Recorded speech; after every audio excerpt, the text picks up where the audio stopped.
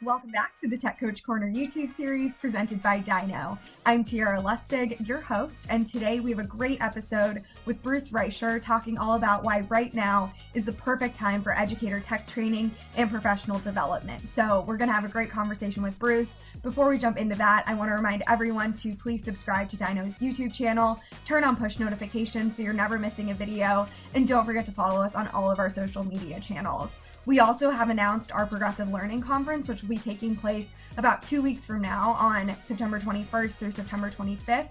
So it's going to be a week-long conference, completely free, completely virtual, but there's going to be some great sessions on different progressive learning styles from all of our educators in our network, and they have some really great sessions planned. So I don't want you to miss out on that. Go ahead and register in the link in the description of this video. Can't wait to have you join us for that week-long conference. That's all I have to plug today. Let's jump into our conversation with Bruce. Welcome back to Tech Coach Corner, everyone. I'm Tiara Lustig, your host, and today I'm joined by Bruce Reicher. Bruce, would you want to give a brief introduction to yourself before we get started? Sure. I've been an educator for 25 years, and most of that time I've been a media teacher and a computer apps teacher in northern New Jersey. And the past 14 years, I've been a middle school technology teacher, 6th grade Google tools, 7th grade coding, and 8th grade video production. Awesome. Well, those are all really important topics right now with technology coming to the forefront of education. I think one of the things we wanted to talk to you about today is educator tech training and why now might be one of the best times to conduct educator tech training. I know remote learning has obviously brought on a lot of new technology for teachers that required more training, but can you talk a bit about what educator tech training might look like going back to school and why this is kind of the best time to jump on that as we're going back to school? Yeah, no, definitely. I mean, this is from my own experience that, I always went to a lot of ed camps, a lot of conferences, but a lot maybe being like one in a month, if it was on the weekend or even during the week. And once COVID hit, Friday the 13th in March, all of a sudden now everything was online. And I really think for a lot of reasons, this is the best time ever to do PD. For me, it's like a 24-hour ed camp that there's more things than you can actually go to. And I think for a couple of reasons. One reason is, especially in the beginning and even now, everybody's home. So you want to connect with anybody online, you want to do PD, even if it's just talking to somebody on Twitter or DM them and get them, they're there. And most educators, they'll get back to you, right away. The other thing is, in my school where I work, and I think most schools, before March 13th, if you were to hop on a Zoom call or a Google Meet call, you could do it, but you might have to go through some hoops with the IT department and also the filter in your school. So once that was also taken away and people got very comfortable with, I think everybody is, even my parents who are in their 80s are comfortable with like click on a Zoom link and put in the password to go attend whatever event they want to go to. Once that became commonplace, the world is flat. The Thomas Friedman book, it's so true that the PD became flat. So it didn't necessarily matter if I was just connecting with people on the East Coast that I might drive to. Now, all of a sudden, I was connecting with people in California, people in Texas. There are these GEG, Google Education groups in all of the states, and global GEG is very active with training. And believe it or not, during the whole pandemic, every Thursday morning on the East Coast at 9 o'clock, I'm connecting with educators from around the world in a global GEG room. In the beginning, it's just for wellness, meet other people, back to school, whatever the topic is.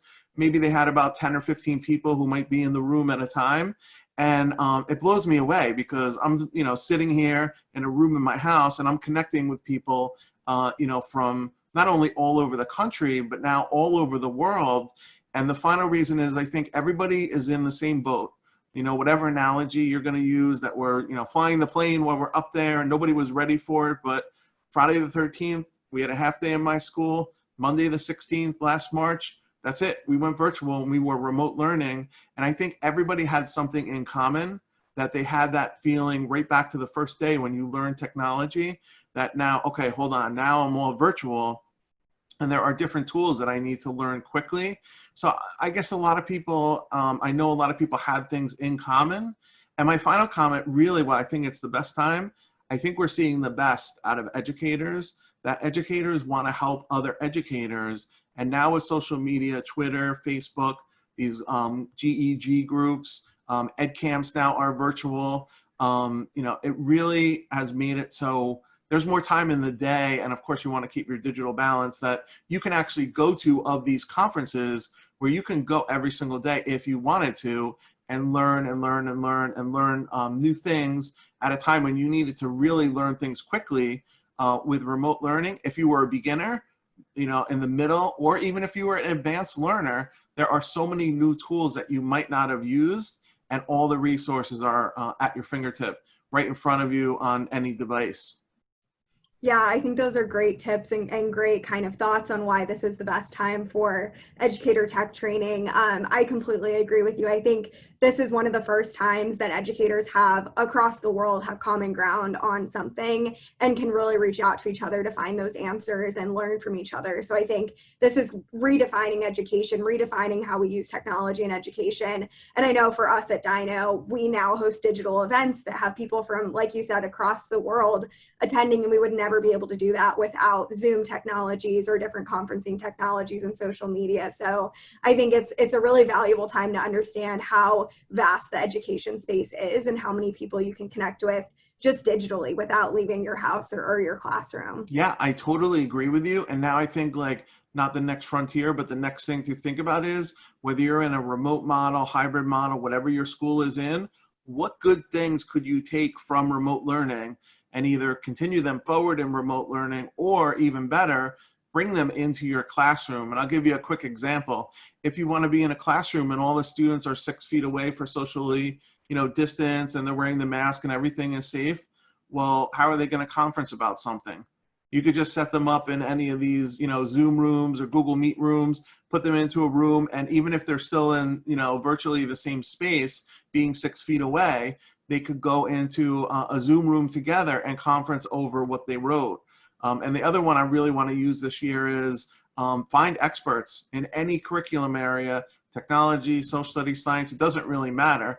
Everybody is home and everybody wants to help. So if you're remote, you could find an expert, but how cool would it be for my TV production class? Every week, I could bring somebody in on Zoom or video conferencing and have an expert to ask questions to, have my students interact and ask questions to. And I really think it makes the content much richer. And again, everybody's used to clicking on that link and just going into the room. It's commonplace. And the only thing, which you probably know about too, is just worry about which time zone you're in becomes the only issue of, is the person ahead or behind you in time. But again, most people, educators, really want to help other educators and of course, the students. Definitely. The beauty of working in education is everyone has a wealth of knowledge to share and everyone is very willing to share it. So that's something I've really learned from working in the education space.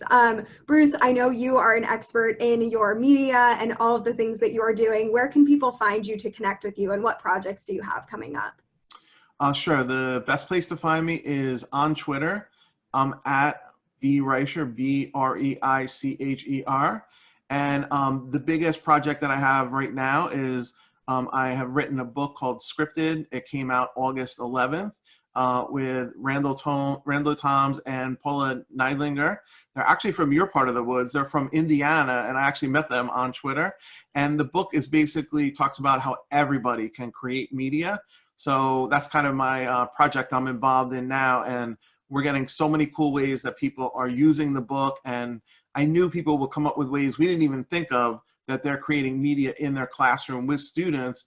And they're just starting to post pictures of it. It's so cool. So that's what's keeping up my time right now. That's awesome. Well, we will plug all of that so that everyone can engage with you and get your new book. Thank you so much, Bruce, for being with us today. Thank you.